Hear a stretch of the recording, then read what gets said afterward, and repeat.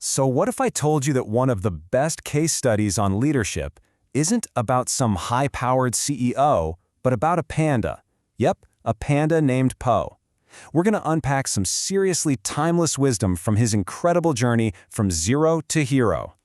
And believe me, the story of this ordinary, kind of clumsy panda who works in a noodle shop, it holds some really profound lessons about what it actually takes to lead. This is so much more than a kid's movie. It's basically a masterclass in personal development. Poe's story shows us that real leadership, it's not about where you come from or some natural-born talent. It's all about courage, being yourself, and just belief. So that brings us to the big question, right? What can a panda, who's busy dreaming of kung fu glory, but at the same time is just crippled by self-doubt, what can he possibly teach us about leadership? Well, as it turns out, a whole lot. All right, let's dive in. We have to start at the beginning. Before he was the famous dragon warrior, Po was, well, he was just a dreamer, slinging noodles at his dad's restaurant.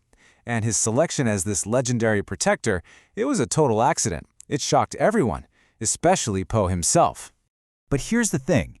Even with all that self-doubt, Po already had these amazing qualities just bubbling under the surface. This infectious passion, real humility, a way of thinking outside the box. And maybe the most important one, incredible resilience. I mean, the guy got knocked down a lot, but he always got back up. And those right there, those are the seeds of a truly special kind of leader. Okay, this brings us to a really core lesson here. And honestly, this is where Po's journey gets so powerful. It's all about how the things everyone saw as his weaknesses, his size, his love for dumplings, his general clumsiness, how those actually turned into his greatest strengths. So his transformation doesn't happen overnight. It's really a three-step process. First up, rejection. He tries to copy the Furious Five, these super elite warriors, and it's a disaster. He fails, and he fails hard. Then step two, the breakthrough. His mentor, Master Shifu, finally gets it. He realizes trying to force Po into a traditional mold is never going to work. So what does he do? He uses what actually motivates Po, food, and that changes everything. And that leads to step three, where the light bulb just flicks on for Po. He finally understands that his size, his appetite, his goofy style, they're not weaknesses at all. They're his superpower. And this whole journey, it's a perfect example of what we call authentic leadership. It means you stop trying to be what you think you should be. Instead, you lean into what makes you, well, you. And those things you might be a little insecure about, the things you see as flaws, a lot of the time, those can be your biggest competitive edge. Of course, Po didn't figure all this out by himself. And that brings us to something absolutely critical: mentorship. See, great leaders are almost always shaped by other great leaders. And in Po's case, that leader was his mentor, Master Shifu, who had to learn a huge lesson in how to adapt. So Shifu, right? He is the master trainer. His job is to somehow turn this clumsy panda into the legendary dragon warrior. But his success was not a sure thing. Not at all. It all came down to whether or not he could change his own super rigid way of thinking. Just look at the difference here. At first, Shifu's style is totally authoritarian. It's my way or the highway. He demands Po conform, he's super strict, and it's a complete disaster. But then, and this is where he shows he's a true master, he shifts to an adaptive style. He actually changes his teaching to fit Po.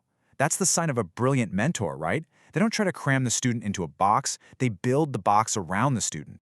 And this quote from Shifu, wow, it really just says it all, doesn't it? Leadership isn't just about what you can already do.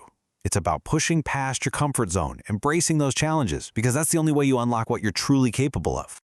Okay, so we have an authentic leader and a great mentor. What's the next piece of the puzzle?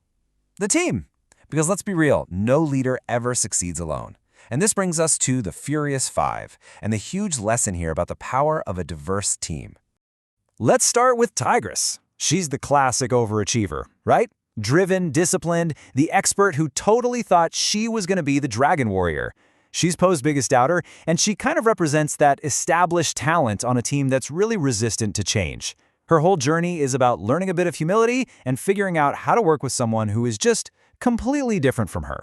And then you've got Mantis. What a great example. He's living proof that your so-called limitations, like being small, have nothing to do with your actual impact. He shows us that on any team, being strategic and precise can be way more powerful than just being the strongest one in the room. And that's the key takeaway here. Po didn't show up to replace the Furious Five. He was there to complement them. He brought this totally new, outside-the-box perspective, and when you combine that with their incredible skills, the whole team just became better. A great leader knows how to create that kind of synergy. They earn respect not by yelling about it, but by getting results that make everyone look good. All right, this leads us right to the climax of the whole story. And I would argue this is the deepest, most profound leadership lesson in the entire movie. It's all about where real power and potential actually come from. I mean, the whole movie is building up to this one moment, right? The legendary Dragon Scroll. It's supposed to hold the ultimate secret to limitless power, the thing that will finally turn Po into the real Dragon Warrior. So, what's written on it? What's the big secret? So after all that training, all the pain, all the doubt, Po finally gets to open the scroll and see the secret for himself. And what he finds is Nothing. Absolutely nothing. It's just a blank, shiny surface. Can you imagine? It's a huge shock. There's no secret move, no magic spell. There's just Po's own reflection looking back at him. And it's this simple, beautiful piece of wisdom from his dad, Mr. Ping, that makes it all click. His dad admits that his famous secret ingredient soup, well, it doesn't actually have a secret ingredient. The magic was never in the soup, just like the power was never in the scroll. The real power comes from simply believing something is special. The secret ingredient, it's just you. So this is all amazing, but how do we take these lessons and actually use them? How do we apply this to our own lives? Let's break it down into a simple, practical way to unleash your own inner Dragon Warrior. Okay, here are 5 steps you can take. Step 1, identify your noodle shop. What's that comfort zone that's keeping you stuck? Step 2, find your Shifu.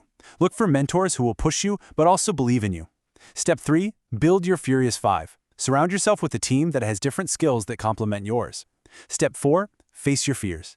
You have to confront those past experiences or insecurities that are holding you back. And finally, step 5, the big one, discover your own secret ingredient. Embrace who you are, because that's your unique value.